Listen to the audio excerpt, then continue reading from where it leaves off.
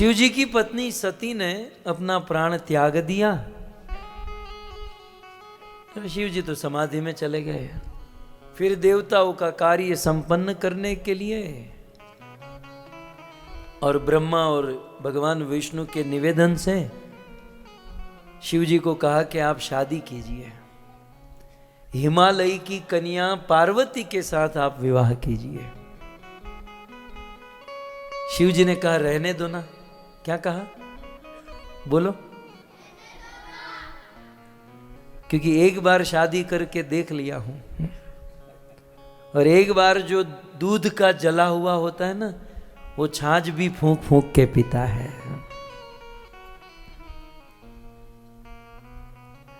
एक पत्नी ने अपने पति से कहा कि यदि मेरा स्वर्गवास हो जाए तो फिर आप क्या करोगे? नहीं, मैं जानना चाहती हूँ आप दूसरी शादी या आप क्या करोगे। पत्नी ने कहा मेरा स्वर्गवास हो जाए तो आप क्या करोगे, मुझे जवाब दो। बोले तेरा स्वर्गवास हो जाए तो मेरा तो यहां जीते जी स्वर्ग हो जाएगा।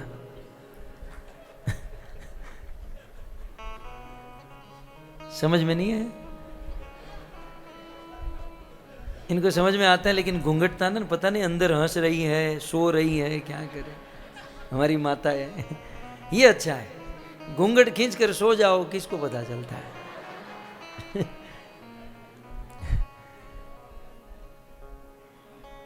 एक पत्नी ने कहा अपने पति से, तुम मुझे प्रेम ही नहीं करते हो। वहां देखो शाहजहां ने अपनी पत्नी के लिए कितना बड़ा ताजमहल बनाया, कितना बड़ा ताजमहल। मेरे लिए तुमने कुछ किया? पति ने कहा मैं भी तेरे लिए ताजमहल बनाना चाहता हूं, मैं भी तेरे लिए ताजमहल बनाना चाहता हूं, लेकिन तू पहले मुमताज की तरह मर तो जा। शाहजहां ने मुमताज के मरने के बाद बनाया था, तो पहले मर तो जा, फिर मैं बनाऊंगा बहुत बड़ा। शिव जी कहते हैं एक बार शादी कर ली, मैंने सब कुछ देख लिया, सारा अनुभव हो गया महाराज, अब दोबारा नहीं करना है। देखो महाराज, गलती एक बार होती है, दोबारा कोई गलती करता है? ब्रह्मा जी ने कहा कि नहीं, देव कार्य के हम लोगों के लिए कीजिए।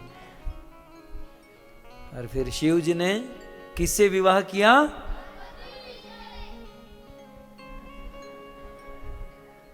ज्ञानी लोग आगे, साधु ऋषि मुनि सब यहां बैठे हैं। पार्वती से विवाह किया। अब सारे देवताओं का स्वार्थ था, और उस स्वार्थ के कारण उन्होंने शिव जी की शादी करवाई। और जब शादी का दिन आया तो देवता इतने स्वार्थी कि खुद मेकअप करके, सज धज कर, सुंदर कपड़े वस्त्र पहनकर पार्वती के गांव में पहुंच गए, और शिव जी को सजाने के लिए कोई नहीं आया। बेचारे शिव जी ऐसे ही रह गए। शिव जी के गणों ने कहा कि चिंता मत करो महाराज, देवता नहीं आए तो क्या हो गया, हम आपको सजाएंगे। अब शिव जी को सजाने के लिए भूत प्रेत पिशाच बैठे हैं, आपस में सोच रहे हैं कि क्या किया जाए। बोले ये मेवाड़ वाले जब किसी की शादी ब्याह में जाते हैं तो पहले नहाते हैं, तो हमारे स्वामी को नहला जाए। शिव जी को कहा चलो स्नान कर। मैं स्नान नहीं करूंगा। अरे महाराज स्नान कर लीजिए। नहीं, मैं कोई स्नान नहीं करूंगा। तब 2-3 शिव जी के गण गए शमशान में, और ताजे मुर्दे की भस्म राख लेकर आए, और 2-3 बाल्टी शिव जी के सिर पर डाल दिया, और उस भस्म को मल दिया। बोले हो गया स्नान। बोले शादी का जो दूल्हा होता है वो अपने माथे पर मुकुट धारण करता है। इसको कहां से मुकुट लाए? बोले काम करते हैं, जटा का ही मुकुट बना देते हैं।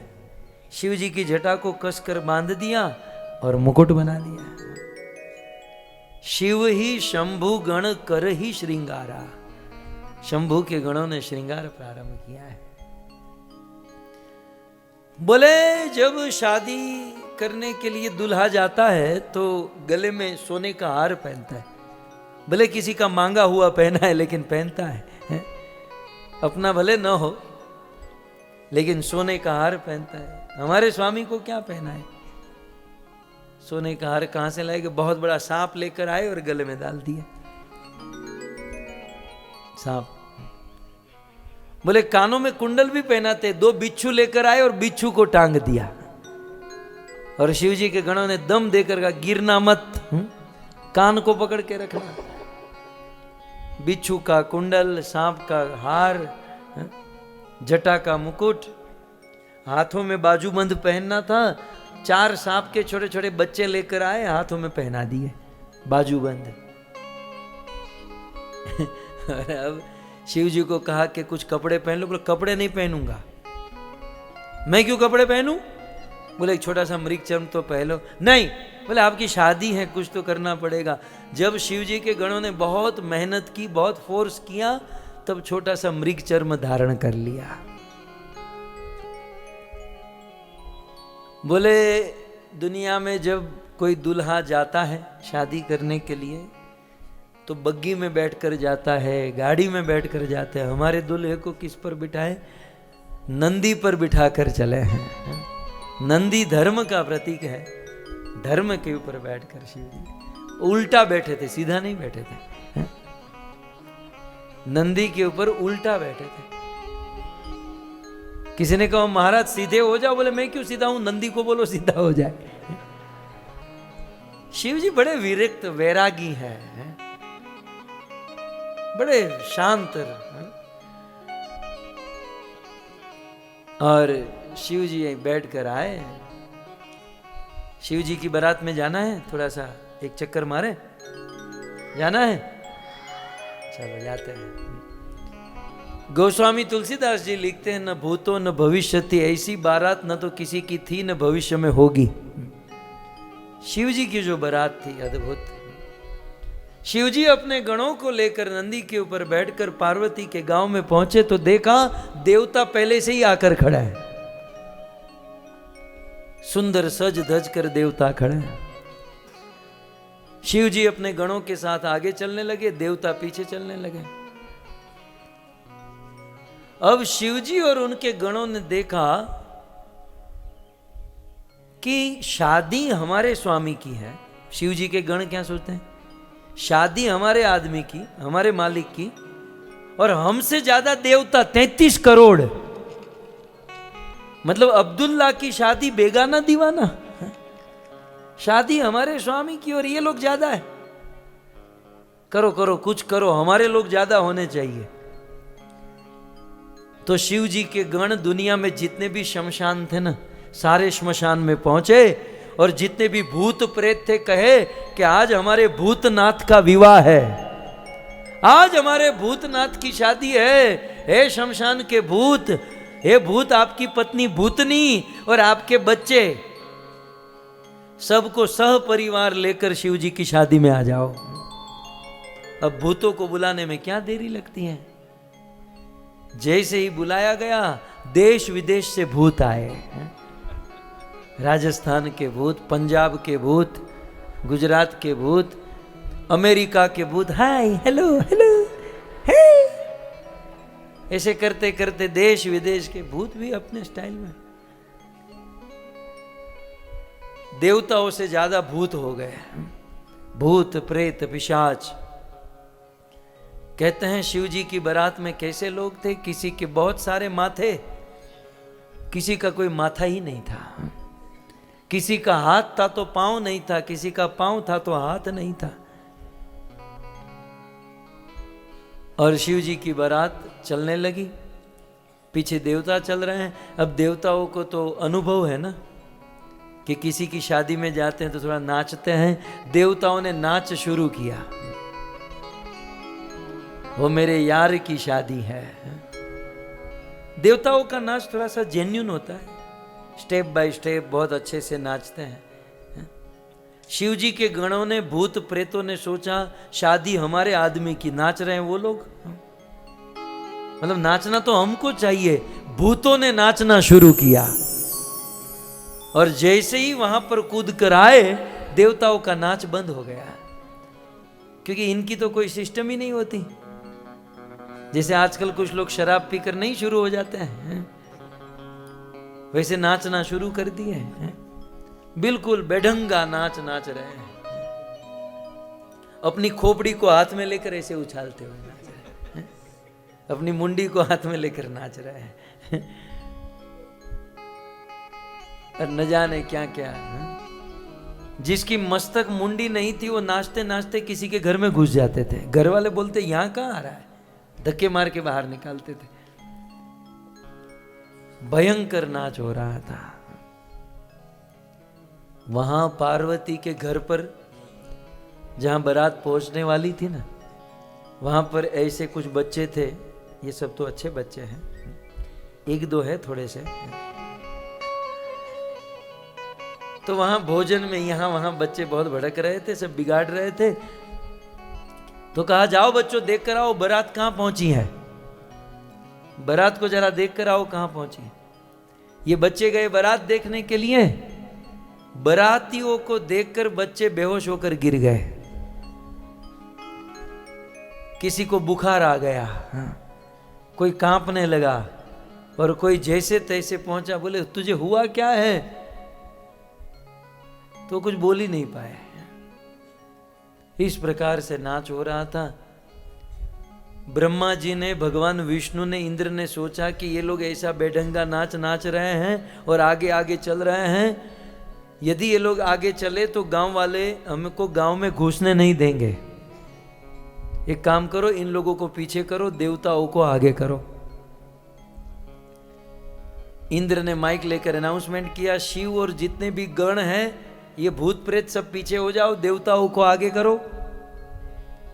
ये सब लोग क्रोध करने लगे, हम क्यों पीछे जाएंगे, शादी हमारे स्वामी की, भूतनाथ की शादी, भूत आगे रहेंगे, हम क्यों पीछे जाएंगे, पीछे आप लोग रहो, हम क्यों पीछे जाएंगे।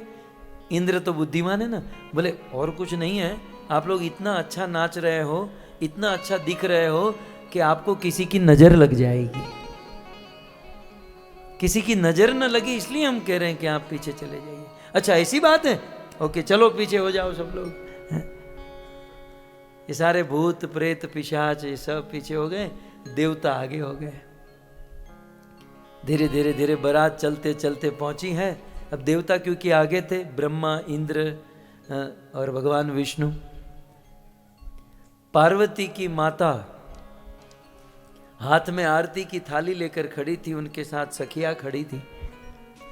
भगवान विष्णु को देखकर आरती उतारने लगी। भगवान विष्णु ने कहा रुको रुको रुको माता, उनको लगा कि ये दूल्हा है। भगवान विष्णु ने कहा मैं दूल्हा नहीं हूं, दूल्हा तो पीछे आ रहा है, हम तो बाराती हैं। तो पार्वती की माता की जो सखिया थी ना, वो कहने लगी कि तू कितनी भाग्यशाली है? तेरी होने वाली बेटी के बाराती जब इतने सुंदर है तो तेरा होने वाला दूल्हा कितना सुंदर होगा। ये तो ब्रह्मा, इंद्र और भगवान विष्णु को देखकर बोले बाराती जब इतने सुंदर है तो दूल्हा कितना सुंदर होगा। भगवान विष्णु मन में सोचते हैं कि असली दूल्हे को देखने के बाद आप में से जिंदा कितने रहोगे, ये मैं सोच रहा हूं। थोड़ी देर रुक जाओ। हाँ हाँ, मन में मनोरथ कर रहे थे कि दूल्हा कब आएगा कब आएगा। भगवान विष्णु ने कुछ देवताओं को भेजा, उनको बुला कर लाओ। जब शिव जी को लाया गया, सारे देव समाज बाजू में हुए और शिव जी का नंदी बीच में से चलकर आगे आया। पार्वती की माता हाथ में आरती की थाली लेकर देखती रह गई। भगवान विष्णु ने कहा यही आपका दूल्हा है। ये दूल्हे को देखकर पार्वती की माता मूर्छित होकर गिर गई, प्रणाम करके। शिव जी अपने गण को कहते हैं ये लोग मुझे देखकर गिर क्यों रहे हैं, मुझे समझ में नहीं आ रहा है। शिव जी के गण ने कहा कि महाराज आज आप इतने हैंडसम लग रहे हो, आप आज इतने सुंदर लग रहे हो कि ये लोग घायल हो रहे हैं, घायल, सब घायल हो रहे हैं आज। शिव जी ने कहा तब ठीक है, क्या करे पार्वती की माता मूर्छित। वैद्य को बुलाया, डॉक्टर को बुलाया, कहीं साइड में लेकर गए, जैसे तैसे इलाज किया, होश आया तो कहने लगी कि नारद जी कहां पर है? मेरी बेटी के मन में क्या भूत चढ़ा दिया? इस भूत के साथ शादी है? मैं मेरी बेटी को लेकर पर्वत से गिर जाऊंगी, आत्महत्या कर लूंगी, चाहे कुछ भी करूंगी, इस पगले के साथ मेरी बेटी का विवाह नहीं कराऊंगी। कैसा दूल्हा। फिर नारद जी, ब्रह्मा जी ने उसे मनाया कि आप जिसको अपनी बेटी मानते हो ना, वो आपकी बेटी नहीं, वो जगदम्बा है, वो माँ दुर्गा है। और तुम जिसे अपना दामाद समझती हो, कोई साधारण दामाद नहीं, वो देवाधिदेव महादेव है। उनके रूप पर मत जाइए, उनके गुण पर जाइए। शिव जैसा गुणवान इस धरती पर कोई नहीं है। बात समझ में आई। शिव और पार्वती का विवाह हुआ और शिव पार्वती का विवाह करके कैलाश में आए। और विवाह के कुछ दिन बाद जहां पति पत्नी में काम कथा होती है, वहां पार्वती ने शिव जी से कहा कि प्रभु मुझे आपसे एक चीज चाहिए, एक वस्तु चाहिए। बोलो देवी क्या चाहिए? बोले मैं आपके श्री मुख से राम कथा सुनना चाहती हूँ। हरे राम राम राम सीता राम राम राम, हरे राम राम राम सीता राम, हरे राम राम राम सीता राम राम राम, हरे राम राम राम सीता राम राम राम, हरे राम राम राम सीता राम राम राम, हरे राम राम राम सीता राम राम राम, हरे राम राम राम सीता राम राम राम, हरे राम राम राम सीता राम राम राम। रामचंद्र भगवान की जय। शिव जी प्रसन्न हो गए। शिव जी ने कहा कि धन्य धन्य गिरिराज कुमारी, तुम समान नहीं को उपकारी, क्योंकि पूछे हूँ रघुपति कथा प्रसंगा, सकल लोक जन पावनी गंगा। हे गिरिजा, हे पार्वती, तुम धन्य हो, धन्य हो। देखिए थोड़ा सा विचार करो ना इन ग्रंथों पर। तो शिव जी ने पार्वती को क्या कहा? गिरिराज कुमारी। गिरिराज कुमारी, हे गिरिराज कुमारी, हे गिरिराज पर्वत की बेटी पार्वती, तुम धन्य हो। शिव जी ये कहना चाहते हैं तुम्हारे माता पिता के संस्कार धन्य हैं। पार्वती आप नहीं बोल रही हैं, आपके माँ बाप के संस्कार बोल रहे हैं।